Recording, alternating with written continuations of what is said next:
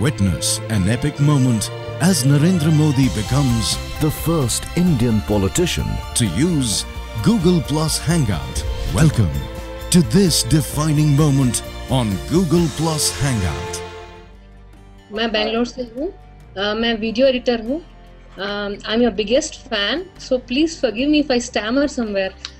My question to you is, how do you remain calm when the media uses such abusive language towards you? Don't you ever get frustrated? Media ही गालियाँ देता है ऐसा नहीं है, और सब मीडिया के लोग गाली देते हैं ऐसा भी नहीं है. ये बात सही है कि कुछ लोग हद पार कर करके बहुत कुछ कह देते हैं.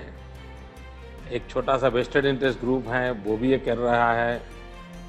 और कभी कभी मुझे लगता है कि शायद अगर मैं न होता तो उनकी रोजी रोटी का क्या होता.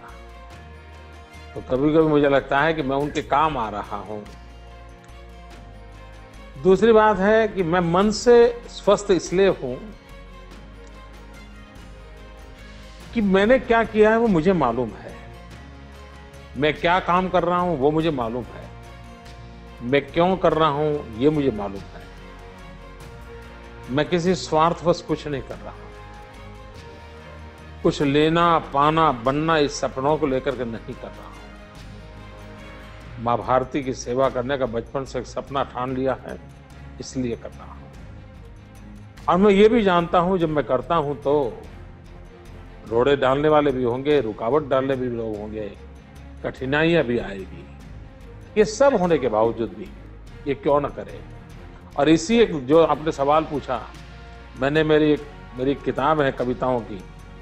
मेरी एक कविता है जिसमें मैंने लगा है कि लोग मुझे पत्थर मारते हैं, मैं उस पत्थर से ही पक्षी बना देता हूँ, उसी की सीढ़ी बना देता हूँ, और उसी पत्थरों की सीढ़ी से ऊपर चलता चला जा रहा हूँ. और इसलिए जो लोग मेरे पर आरोप लगाते हैं उससे भीतर पीड़ा जरूर होती है, लेकिन मैं कभी भी उसे व्यक्त नहीं होने देता और नहीं मैं किसी का बुरा चाहता हूँ.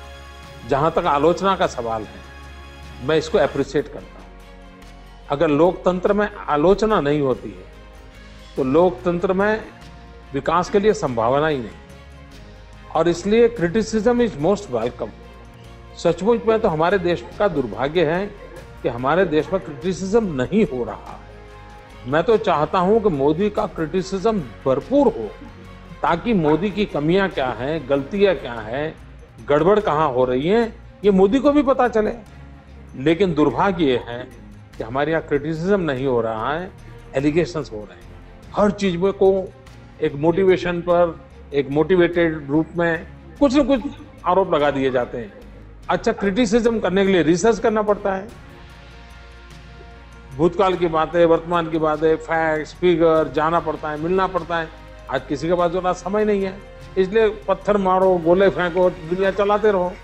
तो मैं हर एक से हमेशा प्रार्थना करता हूँ कि क्रिटिसिज्म इज ऑलवेज वेलकम. और मैं तो मानता हूँ मुझको बनाने में क्रिटिसिज्म का बहुत बड़ा रोल है, लेकिन मेरी परेशानियों का कारण एलिगेशंस भी हैं. हो सकता है जैसे जैसे लोग मुझे ज़्यादा जानने लगेंगे वैसे वैसे ये एलिगेशंस की ताकत और नष्ट हो जाएगी. लेकिन चाहे एलिगेशन करने वाले लोग हों, चाहे क्रिटिसिज्म करने वाले लोग हों, मैं ईश्वर से यही प्रार्थना करता हूँ कि मेरे मन में कभी भी किसी के प्रति कोई कटुता पैदा ना हो.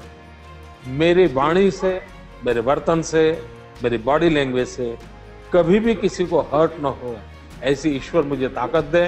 अगर मुझे इतना मिल गया तो मुझे बहुत आनंद होगा. लेकिन अच्छा लगा कि आपने इस बात को नोटिस किया कि इतने क्रिटिसिज्म, इतने एलिगेशंस के बावजूद भी मैं शांत मन से अपना काम कर रहा हूँ. शांत मन से इसलिए काम कर रहा हूँ कि मुझे दिन रात मेरे 6 करोड़ गुजराती, मेरा गुजरात, जनता ने मुझे जो दायित्व दिया है वही दिखता है. मुझे और कुछ नहीं दिखता है. जब माँ कितनी बीमार क्यों ना हो, लेकिन घर में अगर बच्चा रोता है तो कितना ही दर्द क्यों ना होता हो, वो बच्चे को संभालने में लग जाती है. गुजरात ने मुझे जो दायित्व दिया है, मुझे कितनी ही पीड़ा क्यों ना हो, मुझे कितने ही घाव क्यों ना लगे हो, मुझ पर हमले कितने ही क्यों तेज न होते हो, लेकिन मेरा दायित्व बनता है इसको कभी जनता की तरफ ट्रांसफर नहीं करने देना चाहिए, उसको मुझे झेलना चाहिए, झेलने की और ताकत बढ़ानी चाहिए और जनता की सेवा शांत मन से निश्चित दिशा में पूरे लगाव के साथ करते रहना चाहिए, उसमें मुझे विचलित नहीं होना चाहिए।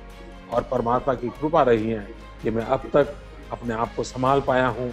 आप मेरी मदद करें, मुझे आशीर्वाद दें, जनता जनार्दन मुझे आशीर्वाद दे ताकि मेरे से कभी कोई गलती ना हो जाए।